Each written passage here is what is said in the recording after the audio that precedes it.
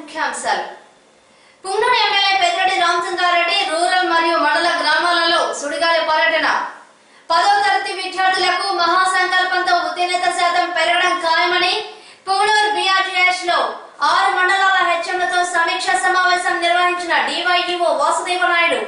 Punganur rural మండలంలో వికలాంగుడు అయినా పాపం పింఛన్కు నోచుకోలేదు. ఈ వార్తను చూసిన ఏ అధికారైనా పాపం ఇతనికి పింఛన్ మంజూరు చేయవలసిందిగా ఎస్ఆర్టీవీ ద్వారా మనసారా కోరుకుంటున్నాం. వివరాలకు వెళ్తే మండలంలోని బండ్లపల్లి 45 సంవత్సరాల నాగరాజును పొలంలో 2015 సంవత్సరంలో పాము కాటేసింది.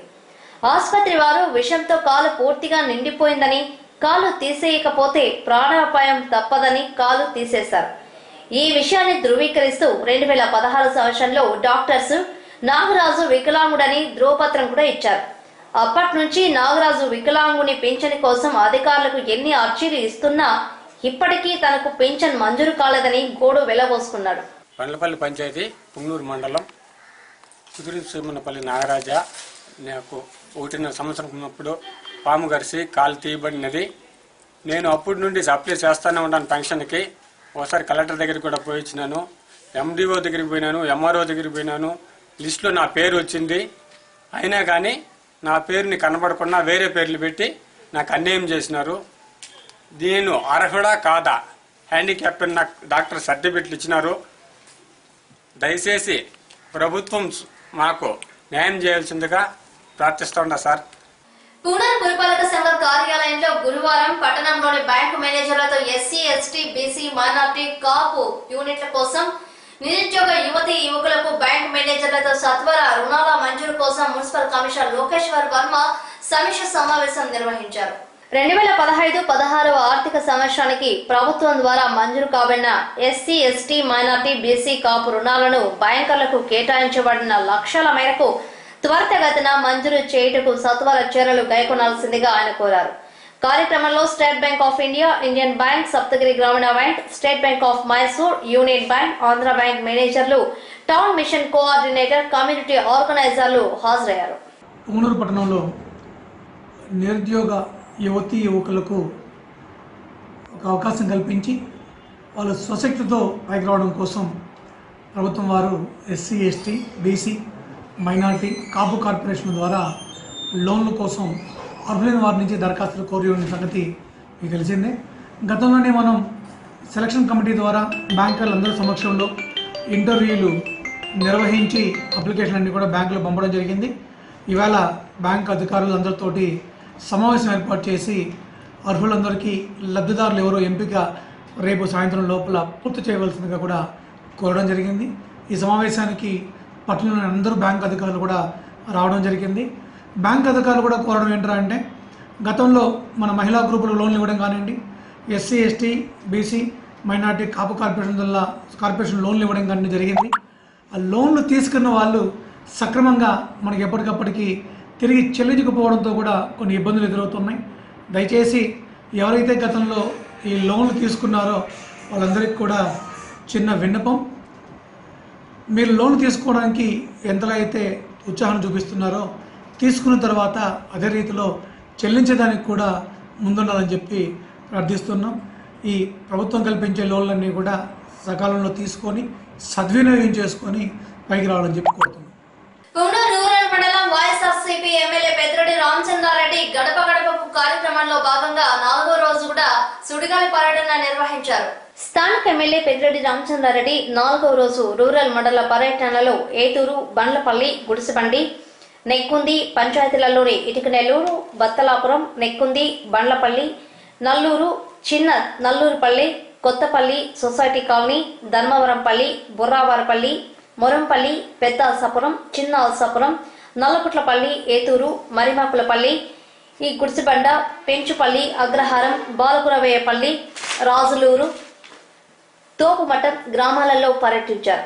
ఎమ్మెల్యే పర్యటించిన ఆయా గ్రామాలలో వైకాపా నాయకులు, కార్యకర్తలు, ప్రజలు ఆయనకు ఘనంగా స్వాగతం పలికారు.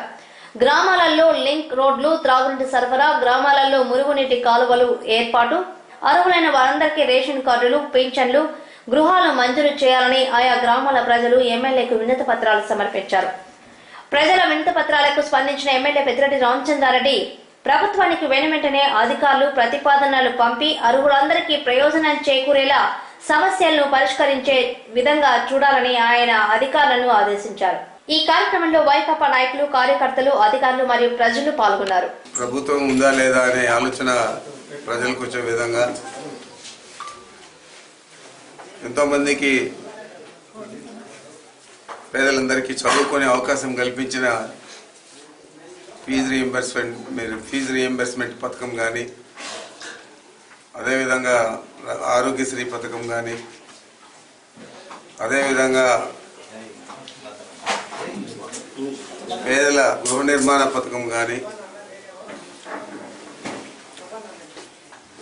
పెన్షన్లు ఇవ్వడంలో వివక్ష చూపడం కానీ, ఇవన్నీ కూడా గ్రామాలలో చాలా ప్రస్ఫుటంగా కనపడుతూ ఉన్నాయి.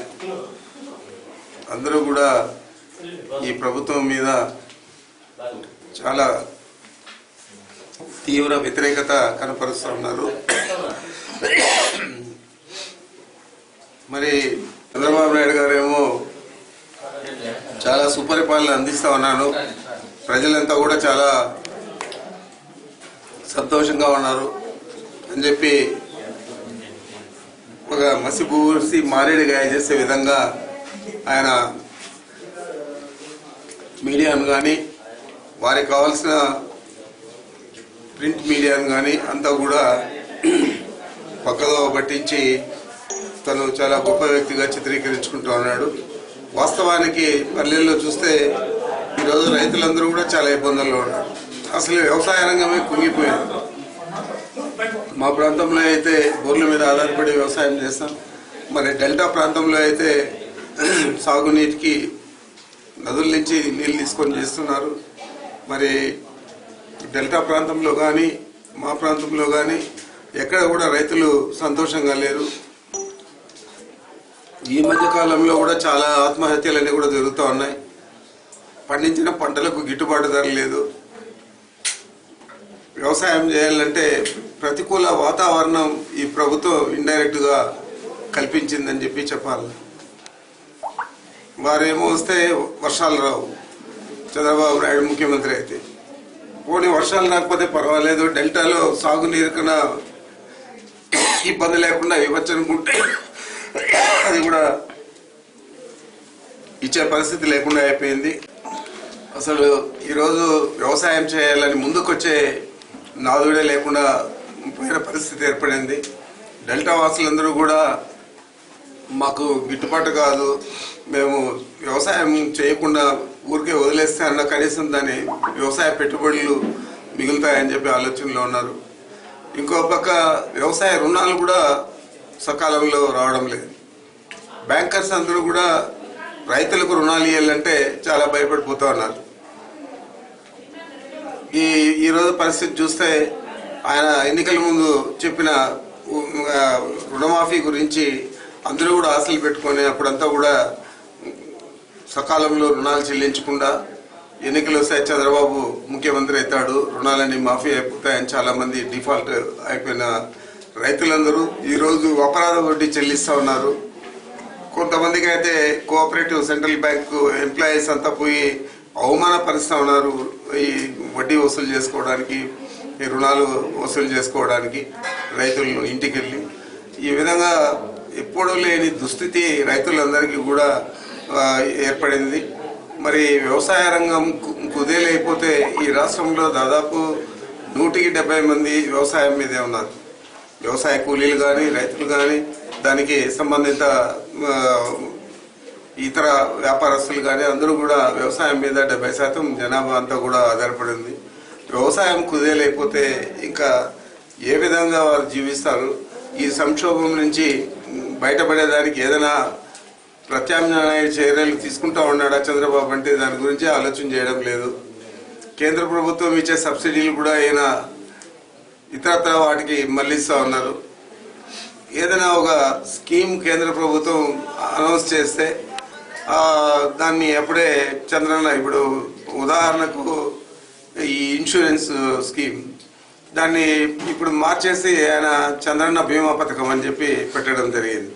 అంటే ప్రజలకందరికీ కూడా చంద్రబాబు ఈ పథకాన్ని పెట్టాడు, కేంద్ర ప్రభుత్వానికి సంబంధం లేదు, కేంద్ర ప్రభుత్వ పథకం కాదు ఇది అనే ఆలోచన చేసే విధంగా ఆయన అన్ని కూడా పేర్లు ప్రతి పథకానికి కూడా ఆయన పేర్లు పెట్టుకుంటూ ఉన్నాడు.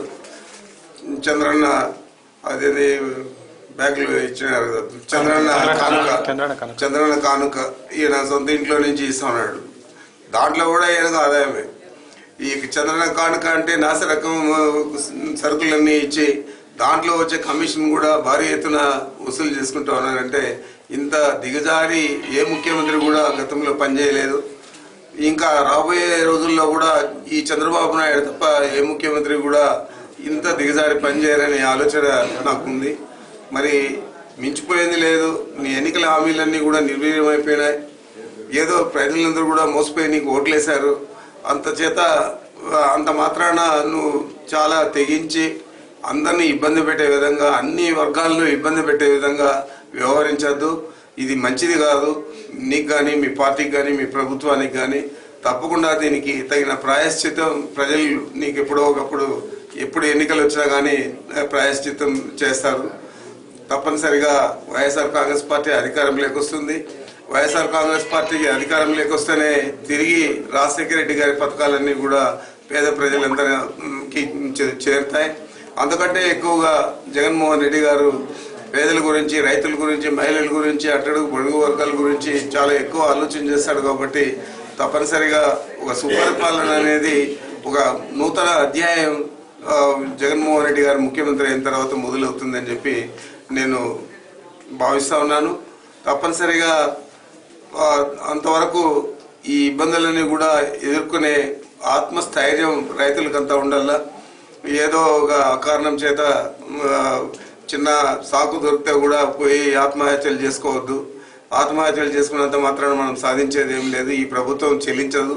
కాబట్టి మనం ఇన్ని ఇబ్బందులైనా కానీ భరించి ఈ 1 సంవత్సరం 2 ఏళ్ళు మీరు ఆత్మహత్యలు చేసుకోకుండా ఉండండి.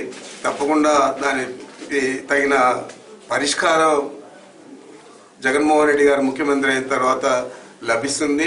మన రాష్ట్రంలో ఒక మంచి వాతావరణాన్ని ఆయన నెలకొల్పుతాడు. నాకు ఆ నమ్మకం ఉంది. అంచేతే మేమందరూ కూడా జగన్మోహన్ రెడ్డి గారి నాయకత్వాన్ని మనస్ఫూర్తిగా బలపరుస్తున్నాం. ఆ ప్రజలు కూడా మాకంటే ముందు ఆయన వెంట నడిచేదానికి సిద్ధంగా ఉన్నారు. తప్పకుండా మంచి ఫలితాలు ఎన్నికల తర్వాత ప్రజలందరికీ కూడా అందుతాయని చెప్పి నేను తెలియజేసుకుంటున్నాను.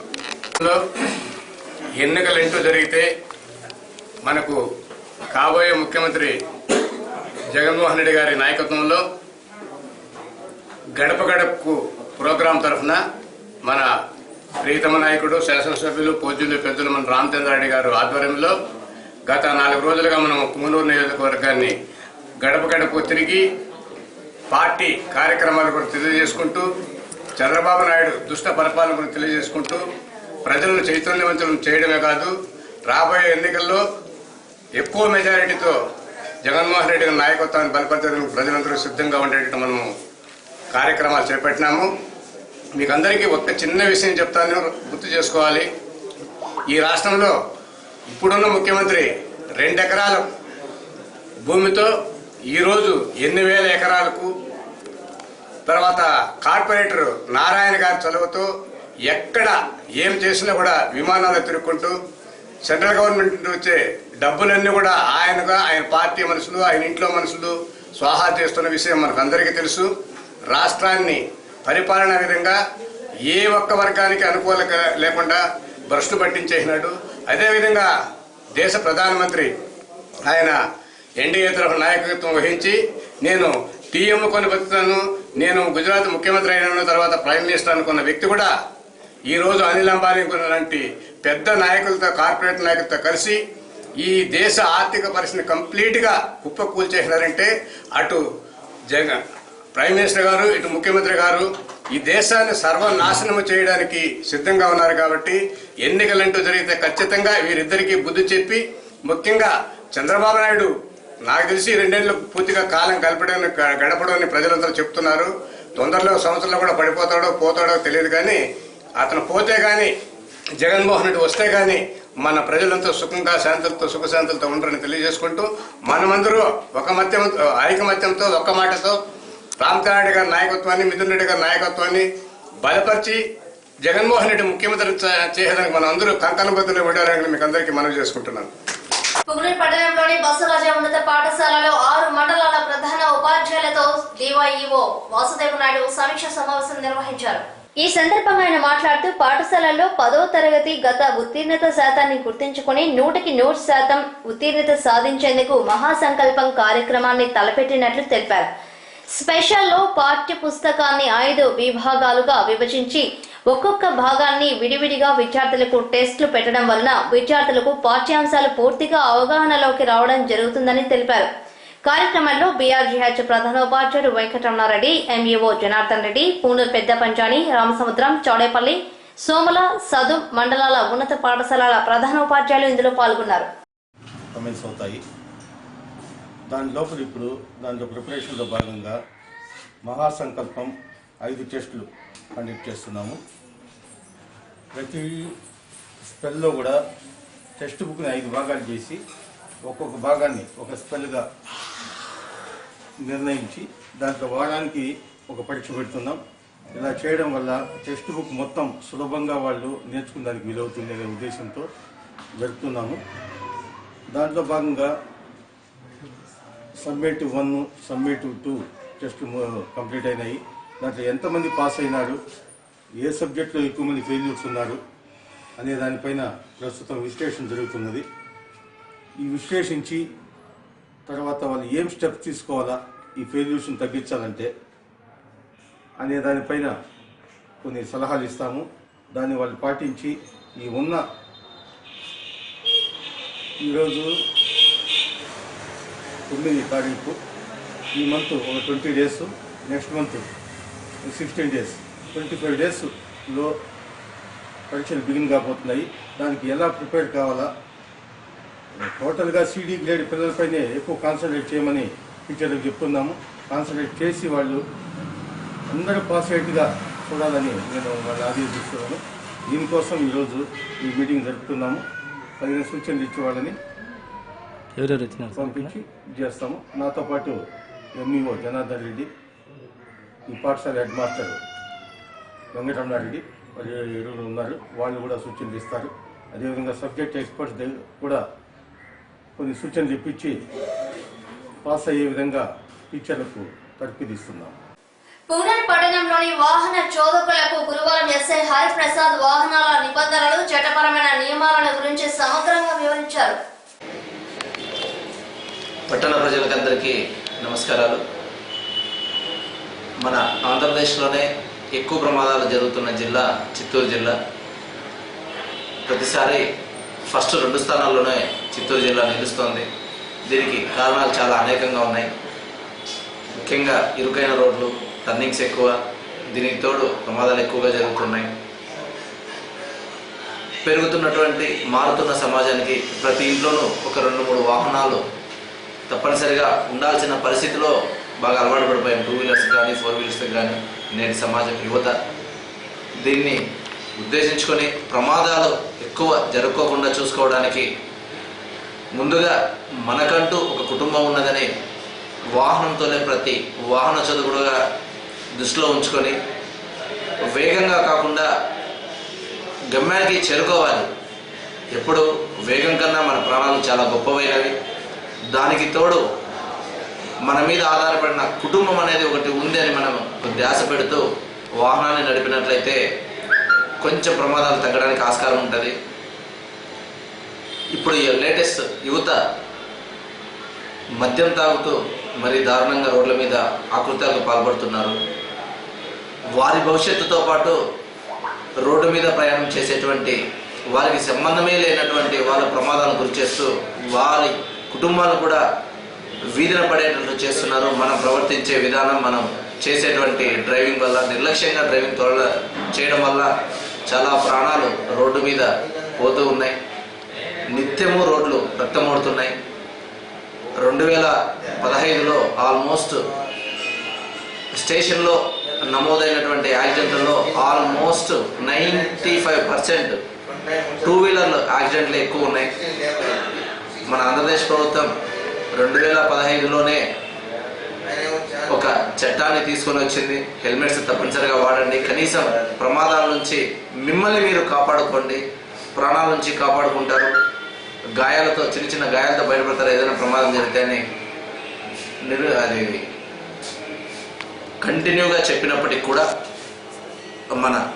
మనలో మనకు చైతన్యం లేక హెల్మెట్ వాడడంలో ఒక నిర్లక్ష్య ధోరణి వహిస్తూ మన ప్రాణాలని మనమే పోగొట్టుకోవడానికి పరోక్షంగా కారకులు అవుతున్నాం. దయచేసి ప్రతి ఒక్కరు కూడా హెల్మెట్ వాడండి. టూ వీలర్ చోదకులు తప్పనిసరిగా వాడినట్లయితే చిన్న చిన్న గాయాలతో బయటపడతారని ప్రతిసారి చెప్తూనే ఉన్నాం. దీంతోపాటు 4 వీలర్స్ కూడా కొద్దిగా సీట్ బెల్ట్ వాడినట్లయితే అట్లీస్ట్ ఎక్కువ ఇంపోర్టెడ్ కార్స్లో అయితే బెలూన్స్ ఓపెన్ అయ్యి వాళ్ళ ప్రాణాలన్నా సేవ్ అవుతాయి. ప్రాణానికి మించిన తర్వాతే ఎలాంటి వాహనం ఖరీదైనా ఇంకోటైనా ఫస్ట్ మనం ప్రాణాలతో ఉంటే ఏమైనా చేయొచ్చు. దయచేసి మీకు ఏమి చేయాలో అందరికీ తెలుసు. మీ ప్రాణాలను కాపాడుకోవడానికి వేగంగా బండి తోడడం మానేసేయండి. అదేదో క్రేజీ కోసం కాకుండా లైఫ్ చాలా అద్భుతంగా ఉంటుంది, దానికోసం డ్రైవ్ చేయండి. వీటితో పాటు సీట్ బెల్ట్ పెట్టుకోవడాలు, హెల్మెట్ పెట్టుకోవడాలు దయచేసి వాడండి అందరూ కూడా. మన పుంగనూరు రోడ్లు చాలా ఇరుకైన రోడ్లు. ఆల్మోస్ట్ పార్కింగ్ లేకుండా షాప్ వాళ్ళు ఫుట్పాత్లు కట్టేసుకున్నారు. ఫుట్పాత్లన్నీ ఆక్యుపై చేసి రోడ్లను కూడా ఆక్యుపై చేస్తూ ఎంక్రోచ్మెంట్స్ ఎక్కువగా ఉంటూ పార్కింగ్ ప్లేస్ అనేది లేకుండా పోతుంది. దయచేసి వాహనదారులు కనీసం రోడ్డు మీద పార్క్ చేయకోకుండా రోడ్డుకు ఉన్న రోడ్లో కంప్లీట్ సైడ్కి అంటే పాదాచారులు నడవడానికి వీలైనంతగా స్థలాలు వదిలేసి పార్కింగ్ చేసుకోవాల్సిన కోరుచున్నాం. మెయిన్ ప్రధాన కూడళ్ళు కొన్ని పుంగనూరులో సెలెక్ట్ చేయడం జరిగింది. వీటిలో బస్ స్టాప్స్ కోసం కొద్దిగా ప్లేస్ వదిలితే ఆ ప్లేస్లో పార్కింగ్ చేసుకుంటూ ఆటోలు నిలబెట్టేసుకుంటూ 4 వీలర్స్ నిలబెట్టేసుకుంటూ మొత్తం నిత్యం కూడా తెల్లవారు నుంచి నైట్ వరకు ట్రాఫిక్ జామ్ అవుతూ ఉంది. దయచేసి కాస్త మిమ్మల్ని మీరు ఒకసారి ప్రశ్నించుకోండి. ఏమి అనేది ఎక్కడ మనం పార్క్ చేయాలనేది ప్రతి ఒక్కరికి తెలుసు. దయచేసి షాపుల ముందర అడ్డదిడ్డంగా రోడ్డుకి ఎక్కడ పడితే అక్కడ పార్కింగ్ చేయరని చెప్పి మరీ కోరుచున్నాం. ఎలాగో మా చట్టాలు మారుతున్నాయి, కఠినతరం అవుతున్నాయి. మా మీద కూడా పై అధికారులు ఇన్స్ట్రక్షన్స్ ఎక్కువగా ఇస్తూ ఉన్నారు. రోడ్డు సేఫ్టీ విషయంలో మాత్రం ఎలాంటి పరిస్థితుల్లో నిర్లక్ష్యం వహించేది ప్రసక్తి అనేది లేదు. ఎంతటి వారినైనా సరే మోటార్ వాహన చట్టం ప్రకారం శిక్షించమని చెప్పి క్లియర్గా ఉత్తర్వులు ఉన్నాయి. దయచేసి ప్రతి ఒక్కరు కూడా పోలీసులకి సహకరించండి, గౌరవించండి. మాకు ఎవరూ శత్రువులు కాదు. రోడ్డు మీద ఎలాంటివి మీరు తప్పు చేయనంత వరకు మీ వాళ్ళకి మేము రాము. మొబైల్ డ్రైవింగ్స్ ఈ మధ్య మరీ ఎక్కువయ్యాయి. మొబైల్ డ్రైవింగ్స్తో పాటు ట్రిపుల్ రైడింగ్ కూడా చాలామంది విలేజర్స్ ఎక్కువ మంది వస్తూ ఉన్నారు. వాళ్ళ అంటే పనితనంలో వేగంగా రావడం, వేగంగా వెళ్ళిపోవడం, దీనివల్ల బండి కంట్రోల్ కాకుండా ప్రమాదాలు జరిగే స్థాయికి మనం దిగుతున్నాం. టూ వీలర్ అనేది ఇద్దరికి కంఫర్టబుల్గా ఉంటుంది, కానీ 3 4 మరీ యువత చాలా ఓవర్ స్పీడ్గా వెళ్ళడం, ట్రిపుల్ రైడింగ్, దీనివల్ల ప్రమాదాలు జరిగి మన కుటుంబాలు వీధం బాధపడతాయి. కానీ ఎవరెవరు ప్రమాదం జరిగితే ఆటోమేటిక్గా వాళ్ళ కుటుంబం ఆర్థికంగా నష్టపోతూ మంచి భవిష్యత్తు కోల్పోతారు. దయచేసి ప్రతి ఒక్కరు కూడా రోడ్డు నిబంధనలు పాటించండి. వాటికి సంబంధించిన బండికి సంబంధించినటువంటి driving licence, RC, insurance, remaining ఈ సర్టిఫికెట్స్ ఏవైనా మీరు రెన్యువల్ చేసుకోకపోతే దయచేసి రెన్యువల్ చేసుకొని ప్రతి ఒక్కరు కూడా ప్రమాదాల నుంచి ఏవైనా ప్రమాదాలు జరిగినా మనల్ని మనము లేదా మన కుటుంబాలకి ఆసరాగా నిలిచేటువంటి ఇన్సూరెన్స్ని తప్పనిసరిగా పెట్టుకొని, ఇన్సూరెన్స్ రావాలంటే ప్రతి ఒక్కరికి డ్రైవింగ్ లైసెన్స్ ఉండాలి, వ్యాలిడ్ రికార్డ్స్ ఉండాలి. దయచేసి వాటిని అప్గ్రేడ్ చేసుకొని ఏదైనా ప్రమాదం జరిగిన తర్వాత కుటుంబానికి లేదా మన శరీరానికి కావాల్సిన మెడికల్ ఎక్స్పెన్సెస్ కన్నా ఇన్సూరెన్స్ కంపెనీలు భరిస్తాయి. దయచేసి అవేర్నెస్ అవ్వండి. ప్రమాదాల నుంచి మిమ్మల్ని మీరు కాపాడుకోండి. ప్రమాదాలు జరగకుండా మీకు కానీ లేదా రోడ్డు మీద వచ్చేటువంటి అమాయకపు ప్రజలు కానీ ఎలాంటి అపాయం జరగకుండా మనల్ని మనం కాపాడుకుంటూ మన సమాజాన్ని మనం కాపాడుకుందామని చెప్పి మరొకసారి అందరినీ కోరుకుంటున్నాం. పుంగనూరు పట్టణంలోని ఆటో డ్రైవర్లకు సీఐ చంద్రశేఖర్ ఆటోల నిబంధనలు, నియమావళిని తెలియజేశారు. ఆయన మాట్లాడుతూ ఆటో డ్రైవర్లు లైసెన్సులతో పాటు యూనిఫామ్ తప్పకుండా ధరించడమే కాకుండా వాహనాలకు సంబంధించిన రికార్డులను సక్రమంగా ఉంచుకోవాలన్నారు. ఆటోలలో పరిమితికి మించిన ప్రయాణికులను వేసుకోరాదని, డ్రైవర్ సీటు ప్రక్కన ప్రయాణికులను కూర్చోబెట్టరాదని, ఆటోలో టేప్ రికార్డ్ పాటలు వేయడం, మద్యం తాగి అతివేగంగా నడపడం, వాహనాలను ఓవర్టేక్ చేయడానికి ప్రయత్నించడం చట్టరీత్యా నేరమని, నిబంధనల్ని ఉల్లంఘిస్తే ఆటోలు సీజ్ చేసి రవాణా శాఖ అధికారులకు అప్పగించడం జరుగుతుందని ఆయన తీవ్రంగా హెచ్చరించారు. ఈ ఆటోలు అత్యధిక వేగంతో ఓవర్లోడ్ పోతున్నందువల్ల యాక్సిడెంట్లు ఎక్కువ జరుగుతున్నందువల్ల దీనిపైన ప్రతిరోజు నిఘా ఏర్పరిచి ఓవర్లోడ్ ఆటోల మీద ఫైన్లు రాయడము, లైసెన్సులు, ఆర్సీలు, తర్వాత ఇన్సూరెన్స్ కూడా లేకపోతే ఆ బండ్లను సీజ్ చేసి ఆర్టీఓ బుక్ చేయడానికి ట్రాఫిక్లో కొద్దిగా కట్టుదిట్టమైన చర్యలు తీసుకోవడం జరుగుతుంది. ఈ విలేజ్ నుంచి వచ్చే ప్రతి ఆటో కూడా ఓవర్లోడ్లో రాకోకుండా నిర్దేశించిన వాళ్ళకి ఎంత కెపాసిటీ ఉందో ఆ కెపాసిటీ వరకు రావాలి. ప్రతి ఒక్కరు యూనిఫాము ధరించుండాలి. డ్రైవర్ పక్కన లేడీస్ని కూర్చోబెట్టుకోకూడదు, మరియు జెంట్స్ని కూడా కూర్చోబెట్టుకోకూడదు. డ్రైవర్ ఒక్కడే ఉండాలి. దీన్ని అతిక్రమించిన వారిపైన చట్టపరమైన చర్యలు తీసుకోబడి పాటలు పెట్టుకోకండి, సాంగ్స్ పెట్టుకోకండి. ఈ ఆటోల్లో ఈ సాంగ్స్ కూడా పెట్టుకోకుండా ఎక్కువ ఓవర్ సౌండ్ ఎక్కువ పెట్టుకొని ఇవన్నీ లేకుండా కూడా అవన్నీ కూడా పీకేస్తున్నాము. ఈ రోజు నుంచి కట్టుదిట్టమైన చర్యలు తీసుకుంటాము. అంతేకాకుండా వీళ్ళని ఓవర్లోడ్ పోయే పనులన్నీ ఆర్టీఓకు పనులు సీజ్ చేసి ఆర్టీఓకు రాస్తాం. ముఖ్యాంశాలు. పుంగనూరు ఎమ్మెల్యే పెద్దిరెడ్డి రామచంద్రారెడ్డి రూరల్ మరియు మండల గ్రామాలలో సుడిగాలి పర్యటన. 10వ తరగతి విద్యార్థులకు మహాసంకల్పంతో ఉత్తీర్ణత శాతం పెరగడం ఖాయమని పుంగనూరు BRTH లో 6 మండలాల హెచ్ఎంలతో సమీక్షా సమావేశం నిర్వహించిన DYEO వాసుదేవనాయుడు. ఇవి ఈనాటి SRTV వార్తలోని ముఖ్యాంశాలు. మరిన్ని విశేషాలతో కలుస్తాం. అంతవరకు సెలవు. నమస్కారం.